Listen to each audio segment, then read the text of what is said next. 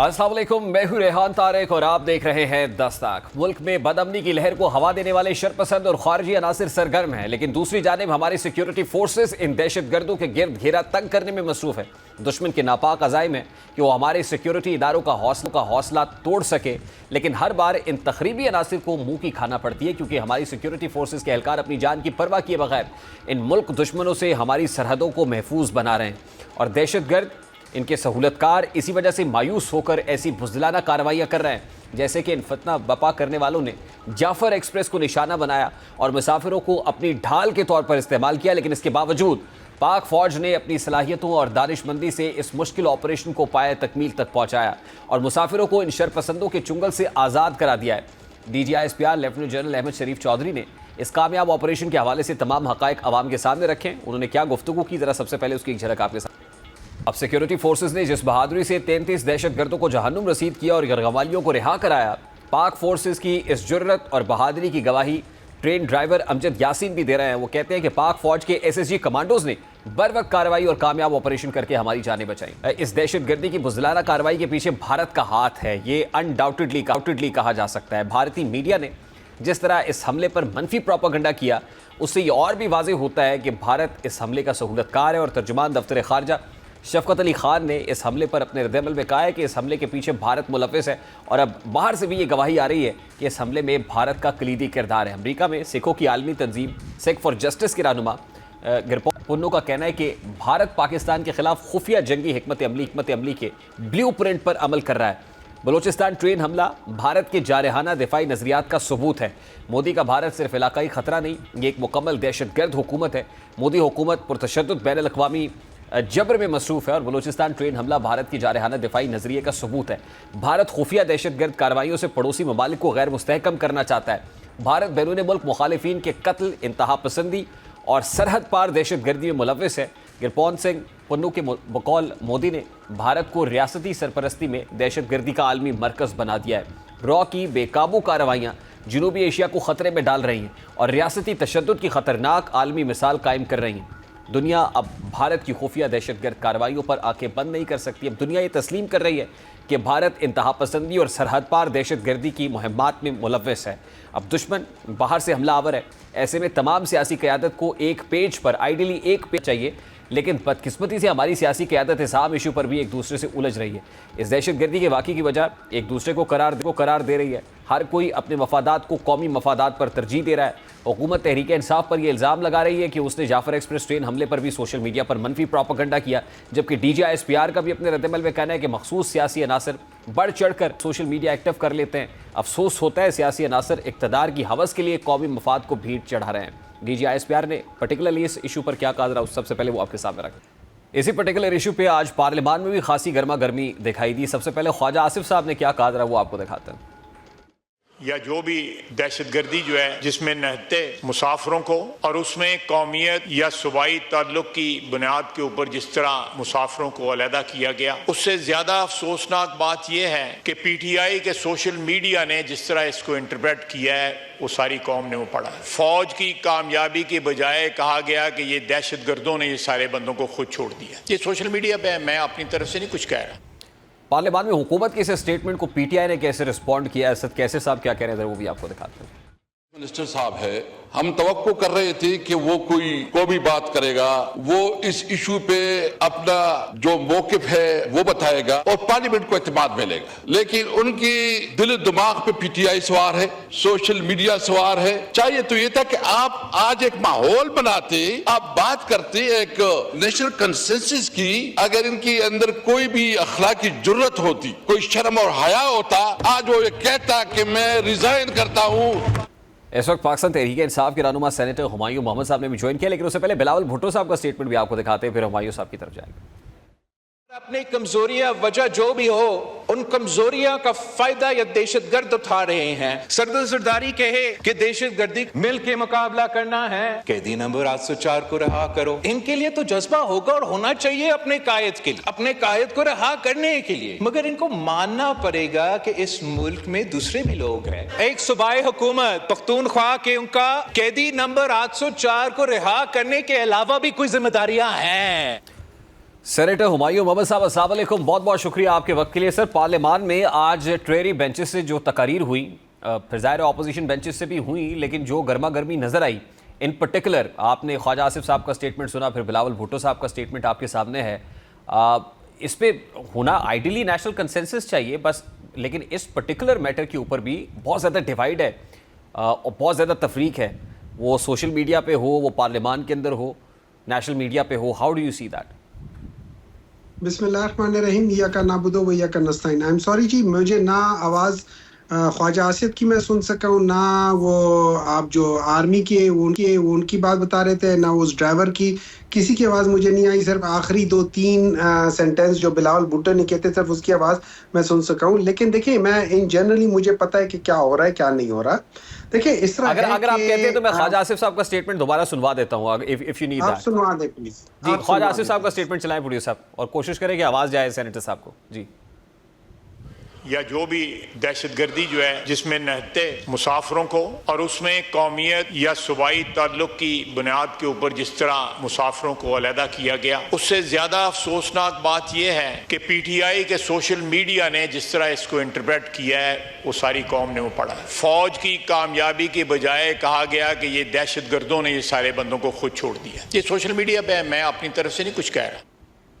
जी senator साहब, I am sure कि आप तक आवाज़ पहुंची और आपने सुना है कि ख्वाजा आसिफ साहब किस तरीके से क्रिटिसाइज कर रहे हैं। इस तरह है सोशल मीडिया में इस तरह की बहुत सारी बातें हुई हैं, सोशल मीडिया में इस तरह की हुई है। वो कुछ वीडियोस क्लिप्स भी चल रही थी कि वो जो ट्रेन थी वो एक टनल में नहीं थी, टनल से बाहर थी और सारी चीज़ें। लेकिन इररिस्पेक्टिव दैट उसमें कितना सच है कितना झूठ है मुझे नहीं मालूम, मैं उस पर इतना वो नहीं कर सकता। लेकिन ये याद रखें, सोशल मीडिया इज़ लाइक आप एक बाजार में चले जाओ और वहां पे आप हर एक की आवाज सुन रहे हैं। वो एक स्पेस है जहां पे आप हर एक की आवाज सुनते हैं। उसमें एक PTI as an official PTI है, एक वो लोग हैं जो शायद PTI को पसंद करते हैं, एक वो लोग हैं जो आपसे मतलब आप मींस PMLN वगैरह से को बुरा भला कहते हैं। They are not pro PTI but they do not like what PML has done over the last 40 years। फिर बाज लोग हैं वो कुछ है और हर एक अपने अपने लिहाज से करता है। उसमें बहुत सारे ऐसे लोग भी हैं जो बहुत कुछ उस किस्म की बकवास कर रहे हैं, जिस तरह के मतलब कोई कुछ कह रहा है कोई कुछ कह रहा है। तो मेरे लिहाज से सोशल मीडिया को मैं जनरली मैं जाता ही नहीं हूँ, मैं सुनता ही नहीं हूँ। आपको लगता है इसमें कुछ एंटी स्टेट एलिमेंट्स भी है सोशल मीडिया के ऊपर, जो रियासत के खिलाफ बात करते हैं, एक बात याद रखें, मिलिट्री एस्टैब्लिशमेंट के खिलाफ बात देखिए इस तरह की बात यह है कि हमेशा इसमें हर किस्म के लोग चले घुस जाते हैं। ये अपॉर्चुनिटीज होती हैं, हर एक अपना स्कोर सेटल करता है। इसमें हो सकता है PML वाले भी जो होते हैं वो भी एज अ ट्रोजन हॉर्स बन के और वो PTI बन के वो भी उल्टी सीधी बात कर सकते हैं। मतलब आजकल तो ये है ना कि एक ट्रेंड बना हुआ है कि जिसने जो बात कर दी और अगर वो लेट्स से आर्मी के खिलाफ है या एस्टैब्लिशमेंट के खिलाफ है तो आपने थोप दिया कि यार PTI का है। हालांकि बहुत सारे ऐसे लोग हैं जिन लोगों ने जो PMLN किए हैं, they have not liked it. जैसे आजकल अगर आप सिंध में चले जाएं तो वहां पे सारे लोग जो हैं वो ये जो कैनाल सिस्टम है जो उसको क्रिटिसाइज कर रहे हैं, वो साथ फौज को भी क्रिटिसाइज कर रहे हैं, वो साथ PML को भी क्रिटिसाइज कर रहे हैं। वो पंजाबी की बात कर लें, वो तो मत थोपे ना उसके ऊपर। ये सारी चीजें होती हैं तो वन हैज टू बी। लेकिन मैं ख्वाजा आसिफ और इन लोगों से ये एक्सपेक्ट करता हूं क्योंकि ये इसी तरह के ही लोग हैं। ख्वाजा आसिफ ने जितने भी गंदी चीजें पॉलिटिक्स में हैं उसमें ख्वाजा आसिफ साहब has been always a part of it. चाहे वो किसी का नाम हो, मौलाना साहब का नाम हो, किसी और का नाम हो, किसी लड़की का नाम हो। देखिए, ये एक ऐसा कौमी इशू है या अलमिया है कि कह लीजिए, इतना बड़ा वाकया हो गया, इसके ऊपर तो अपना मतलब you should keep your politics aside. सियासत होती रहेगी सर, सियासत कल परसों फिर हो जाएगी, लेकिन इस पर्टिकुलर इशू पे तो कंसेंसस होना चाहिए ना सर। देखिए कंसेंसस सबका एक है कि ये हर एक ने इसको कंडेम किया है, इंक्लूडिंग हम सब ने, कि ये जो वाकया हुआ है ये बहुत बुरा वाकया है, इसको नहीं होना चाहिए था। और इन लोगों को जो टेररिस्ट है जिनको जो सजा मिली है, जिस तरीके से उनको मारा गया है, that is absolutely the right way of treating them. ये सारी चीजें अपनी जगह पे हर एक ने यही कहा है। लेकिन कॉन्डेमनेशन काफी है सर उसके अगर कॉन्डेमनेशन नहीं है तो मैं खुद जाके वहां लड़ सकता हूँ। नहीं ऐसा नहीं है सर। पार्लियामान में जब आप बैठे हुए हैं तो आपको याद होगा कि एक नेशनल एक्शन प्लान भी था, एक नेक्टा भी थी, एक CTD भी थी। मुझे इधर आ जाने। अब जब हम देखें, अब एक चीज है कि हम इस वाकये की कंडमनेशन कर रहे हैं या वाकये को सपोर्ट नहीं कर रहे या कह रहे हैं उसके साथ जो अच्छा। अब दूसरी चीज आ जाती है जब हम पार्लियामान में आ जाते हैं। जब हम पार्लियामान में आ जाते हैं तो उसके बाद हमने बात चीजें ये देखनी नहीं होती कि वो तो हमने कह दिया कि बुरा हुआ है, लेकिन अब सवाल ये हो जाता है कि हम सवाल उठाते कि यार ये जो बुरा हुआ है ये इसके अंदर लैप्सेस कहाँ थी। तो मैं सवाल पूछता हूँ प्राइम मिनिस्टर से, मैं सवाल पूछता हूँ कैबिनेट से, मैं सवाल पूछता हूँ इंटीरियर मिनिस्ट्री से, जहां पे तीन मिनिस्टर्स हैं। आप लोग कर क्या रहे थे जब इतने सारे लोग वहां पे रेल की पटरी के इर्द गिर्द जमा हो रहे थे? आप लोगों को क्यों नहीं पता चला? आप लोगों ने उसको प्रिवेंट क्यों नहीं किया? आप लोगों ने यही चीज जो पहले हो गई थी उसमें चंद लोगों के बारे में, अब मुझे नहीं पता सच है झूठ है, लेकिन चंद लोगों को वहां पे उन लोगों ने शहीद भी किया, कुछ फायरिंग भी हुई है, कुछ शुरू में अच्छा, भी हुई है, मैं अब अगर if you just allow me to respond to it, तो बात ये है सर कि जाहिर है सूबाई हुकूमतों का भी काम है, ये पॉलिटिकल गवर्नमेंट्स का काम है। पॉलिटिकल विल बहुत ज्यादा इंपॉर्टेंट है। वो किस तरीके से कि नेशनल एक्शन प्लान के बाद जो सीटीडी विंग्स हैं पर्टिकुलरली जो प्रोविंशियल लेवल पे काम कर रहे थे, केपी और बलूचिस्तान सबसे ज्यादा हर्ट है इस टेररिज्म से, और आप इसे एग्री करेंगे। ये लेवीज और खासादार फोर्स और इसके अंदर कोटे के ऊपर भर्तियां और फिर इसके अंदर नेपोटिज्म, मेरिट के खिलाफ चीजें, ये सब चीजें ऐसी हैं जो आपकी पॉलिटिकल गवर्नमेंट्स की नाक के नीचे हो रही है। आप बिल्कुल सही कहते हैं। अब हम आ जाते हैं उस चीज पे आ जाते हैं। आपको पता है कि मुशर्रफ के जमाने में ये लेवीज खत्म कर दी गई थी, उसके बाद सबको कैटेगरी ए में डाल दिया गया था। फिर 2010 में किसकी हुकूमत थी, उन लोगों ने इसको चेंज करके दोबारा कर दिया। इस वक्त बलूचिस्तान में 90% जो है वो कैटेगरी बी है और उन चीजों को वो कंट्रोल कर रहे हैं। उस जगह पे पुलिस का कोई कंट्रोल नहीं है। तो ये फिर सवाल पूछना चाहिए पीपल्स पार्टी वालों के साथ। This is the real issue ना। मैं अब आपको इस इशू की तरफ लेके आया हूं। मैं कह रहा हूं कि पार्लियामान में इस इशू पे बहस होनी चाहिए थी, रादर देन कि कैदी नंबर 804 की बात हो, रादर देन कि आप उस तरफ से हुकूमत को रिस्पॉन्ड करें, आप कहें कि फला जो है वो ठीक है। ये वो इश्यूज है जो पार्लियामान में डिस्कस होने चाहिए। मैं आपको ठीक है, मैं आपको एक और बात बताता हूँ। देखिए मेरी नजर में मैं क्यों कैदी नंबर 804 या इमरान खान की बात करूंगा, मैं इसलिए बात करूंगा कि मेरी नजर में अगर वो आज हुकूमत में होता, क्योंकि हमारी हुकूमत थी, वो अगर आज हुकूमत में होता ये वाकया ना होता। ये वाकया क्यों ना होता? पाकिस्तान तहरीक इंसाफ के जमाने में Pakistan was declare among the top 10 destinations for tourism. आपको पता है इस वक्त Pakistan is the top 2 destination for terrorism. Senator साहब, आपका बड़ा अच्छा गुमान है कि ये वाकया ना होता, लेकिन आप इस बात से भी डिसएग्री नहीं करेंगे कि केपी और बलूचिस्तान में ये टेररिज्म एक्टिविटीज उस वक्त भी हो रही थी, उस वक्त भी हम ऐसी सिचुएशन फेस कर रहे हैं। सुने मैं एग्री करता हूं आपसे, मैं डिसएग्री नहीं कर रहा हूं, लेकिन देखिए इस तरह होता है कि अगर आप 2006-7 में जब मेन टेररिज्म स्टार्ट हुआ, तो अब आप देखें कि उस पूरे जमाने में 2021 में सबसे कम टेररिज्म के वाकये हुए। ये नहीं हो कि वाकये हुए नहीं, लेकिन सबसे कम टेररिज्म के वाकये, वहां पे सबसे ज्यादा बिजनेस ग्रो हो रहा था, वहां पे सबसे ज्यादा टूरिज्म हो रहा था। यही तो हुकूमत कहती है कि जाते जाते आप जो काम कर गए हैं, जो तोहफा हमें दे गए हैं, हाई प्रोफाइल दहशतगर्दों को छोड़ने के बाद। मेरी बात सुने, देखिए मेरी बात सुने। आप हमें ये कह रहे हैं कि हम जाते जाते करके एक और चीज बता देता हूँ। एक बार आपको एक चीज याद रखना चाहिए, जब हम बात कर रहे होते हैं और वो कहते हैं कि जी इन लोगों ने छोड़ दिया, हमारे यहाँ पे एक स्टैंडिंग कमेटी की मीटिंग थी उसमें सेनेट में, जिसमें ये ह्यूमन राइट्स के ऊपर थी, तो उसमें जेल खाना जात के सारे आईजीज आए हुए थे। तो हमारे एक सेनेटर साहब ने, जो कि मेरे ख्याल में पीएमएलएन से थे, उन्होंने डायरेक्ट जेल खाना जात के आईजी से पूछा, जो केपी के थे, उनसे पूछा आप बताएं आपने ये जो दहशतगर्दों को क्यों छोड़ा?